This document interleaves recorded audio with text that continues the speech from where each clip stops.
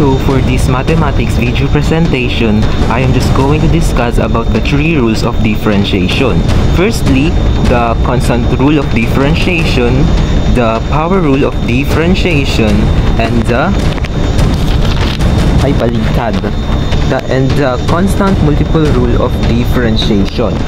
So the constant rule of differentiation is in the form of the derivative of c is equal to 0, where c is the constant.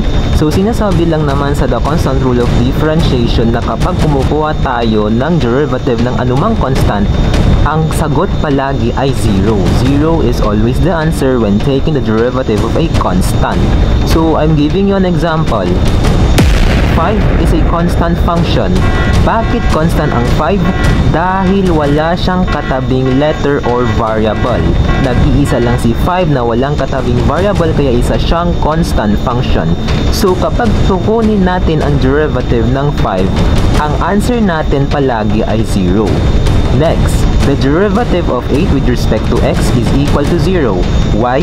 Because 8 is a constant function.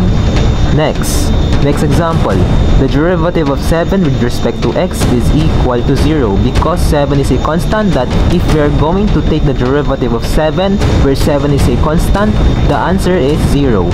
And the derivative of 4, a constant function with respect to x, is equal to 0. So sinasabi lang naman sa constant rule of differentiation that the derivative of any constant is always equal to 0.